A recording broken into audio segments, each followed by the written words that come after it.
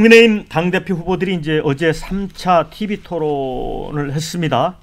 자, 정책 토론을 하긴 했습니다. 그런데 곧바로 또 격돌을 했죠. 원희룡 후보는 이렇게 이야기를 했죠.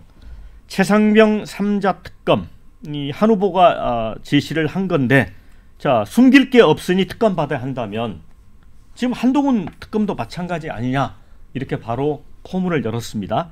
또 장해찬 전 최고위원이 주장한 여론조성팀 의혹, 또 야권이 제기한 댓글팀 의혹도 언급을 했습니다.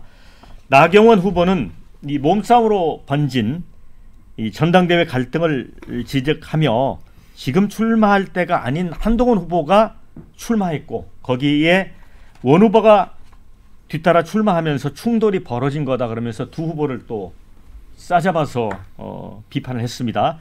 자, 여기에 이제 대한민국 건국일이 언제냐, 동성혼 법제화를 어떻게 생각하는지, 은근히 이제 보수 정체성을 둘러싼 질문도 이어졌습니다. 근데 모레 이제 선거인단 투표 시작되는데 투표율이 가장 큰 변수일 것 같습니다. 당원 선거인단 84만 명인데 영남 40%, 수도권 37%. 큰 차이는 없지만 투표율은 이제 국민의힘 보수 지지층의 기반인 영남이 수도권보다 높다는 게 이제 일관된 관측입니다. 또 이제 지지자 간 난투국 여파가 당심에 어떻게 반영될지 또 관심이고요. 또 결선 없는 한판승 거둘 수 있을지 주목되면서 막판 변수는 나경원, 원희룡 후보 간의 단일화, 이것도 관심입니다. 선욱 변호사님, 자, 지금 결선 투표 없이 곧바로 직진할 거다, 이게 한동훈 후보 진영에서는 그렇게 주장을 하는 것 같습니다. 뭐 어떻게 보세요? 퍼센테이지로? 저희가 이제 그 경험 있잖아요. 네. 이게 진리를 검증하는 유일한 척도입니다. 예. 이 말은 이제 과거의 경험을 보고 판단해야 돼요. 예. 옛날에 나경원, 이준석 할 때, 예, 그때도 이제 그 국민의힘 지지층의 여론조사는 상당히 이준석 대표가 높았죠. 그런데 예, 당원들 투표해보니 나경원 후보가 이제 4% 이겼어요. 이게 경험이 알려주는 게 진리입니다. 네. 이 말은 지금 국민의힘의 지지층 여론조사에 아무 의미 없는, 저는 아무 의미 없다 봐요. 결국은 이게 저는 결선 투표 간다 봐요. 왜냐? 영남이에요. 영남의 당원 40은요, 아주 이게 좀 더 수도권보다 보수적이에요.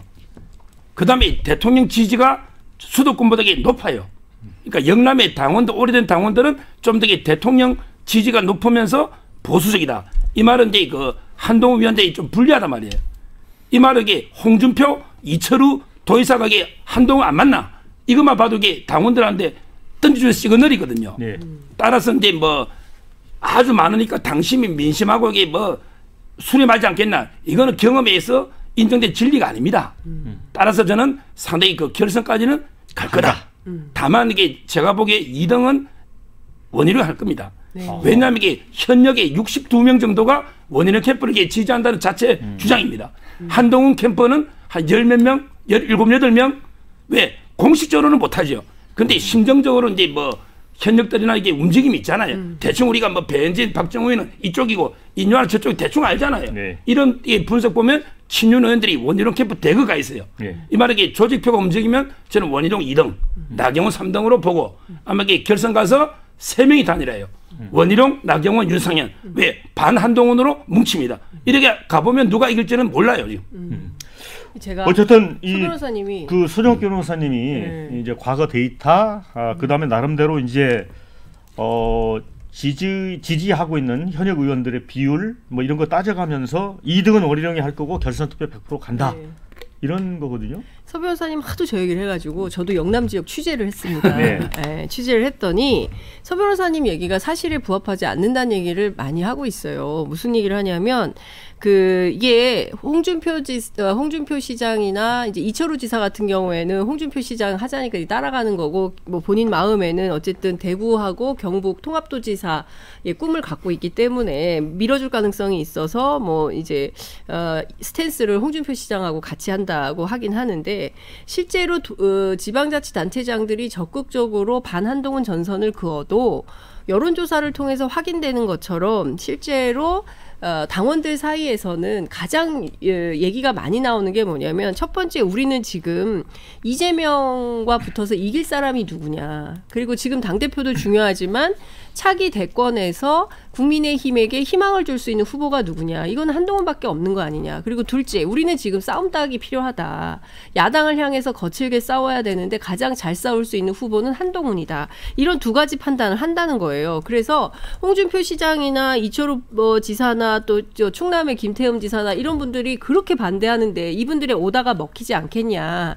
오다가 먹혔으면 실제로 여론조사에서 반영이 되겠죠. 그러나 지금 상황을 오늘 발표된 여론조사만 보더라도 한동훈 위원장이 원희룡 후보하고 했을 때는 뭐 단일화해서 50%로 앞서고 나경원으로 하면 50%가 살짝 안 되는 그런 수준까지 되고 있기 때문에 어대한 흐름은 김건희 여사 문자 때문에 살짝 흔들리긴 했었지만 지금 중반전 혹은 종반전으로 치닫는 이 상황에서는 다시 복원이 돼서 결국에는 1차에서 결선 투표 없이 한동훈 가능성이 매우 높다라고 영남 지역에 있는 언론인들이 전해지고 있습니다.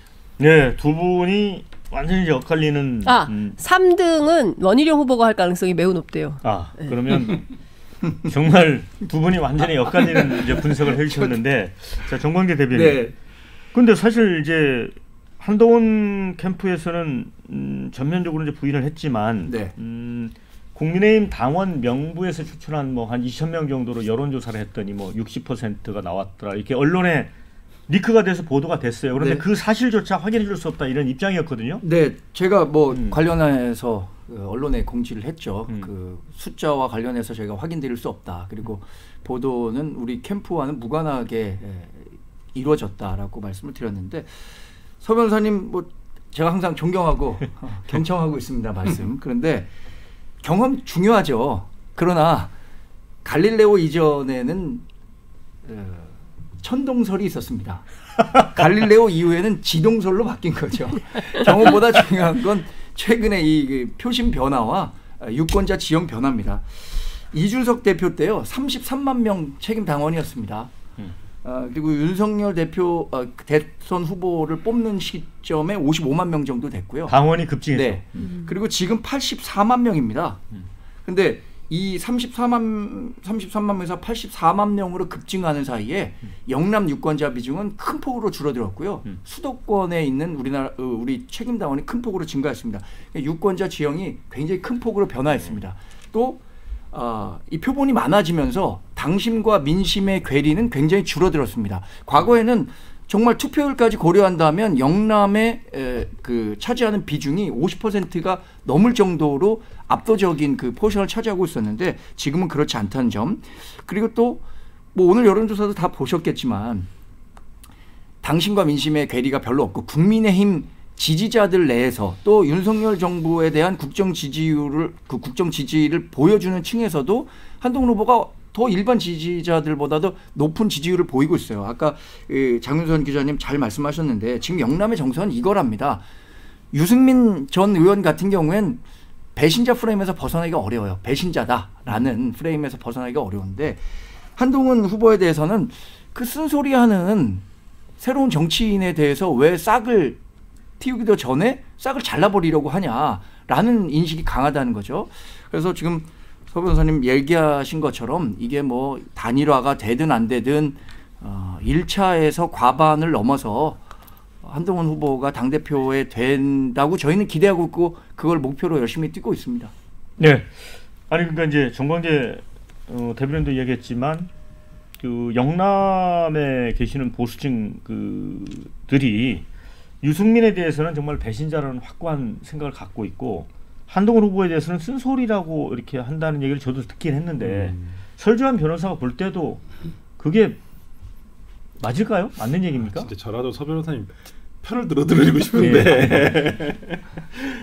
그러니까 저는 이제 밖에서 보는 입장이니까 좀 객관적으로 보면 저는 뭐 지난주까지만 하더라도 지난주까지만 해도 1강 2중 1약이다. 어떤 이 4명의 구도가. 근데 최근에 이 토론회가 거듭될수록 1강 3약으로 가는 것 같아요. 지형 자체가. 그러니까 2등 3등의 의미는 없고요. 뭐 나경원 의원이 되든 뭐 원희룡 후보가 되든 뭐 큰 차이가 없는 2위, 3위일 것인데 2등과 1등은 큰 차이가 있을 것 같다라는 생각이 좀 듭니다. 그래서 저 개인적으로는 1차 결승은 안 갈 것이다라는 생각이 드는데 어찌됐든 간에 이 모든 원인이 왜 원희룡 후보가 이렇게 약하냐라는 것은 다 대통령 때문이에요. 대통령의 지지율이 너무 낮아요. 그러니까 대통령이 인기가 있고 근데 거기에 반해서 한동훈 후보가 어떤 대통령과의 다른 상대 그러니까 반대편에서 서 있었다고 한다면 저는 원희룡 후보가 지금보다는 훨씬 더 많은 위협을 가했을 거라 생각하는데 대통령의 어찌 보면 응원을 받고 있다라고 국민들이 인식을 하시는 과정에서 원희룡 후보의 지지율이 올라가지 않은 거 물론 이제 뭐 원희룡 후보 개인이 보여주는 어떤 퍼포먼스라든지 능력도 그건 또 별도로 평가해봐야 될 것이지만 전체적인 구도 입장에 봤을 때는 좀 그렇다는 생각이 좀 들고요. 기본적으로 저는 이번 전당대회가 끝나고 참 손에 손잡고는 힘들겠다라는 생각이 좀 들고 정말 사상 유례 없는 여당 없는 이제 국정이 시작돼 있구나라는 생각도 좀 들어서 이 전당대회 전에 그 대통령실에서 얘기했던 정무장관 신설은 꼭 해야 되겠다. 야당이 아니라 국민의힘이라는 어떠한 여당 아닌 여당과의 어떤 소통을 위해서라도 정무장관 신설은 꼭 필요한 거겠구나라는 생각이 좀 드는 입장이고 그래서 현재로서는 하여튼 뭐 저는 한동훈 후보가 현재 앞서가는데 좀 불안하긴 합니다.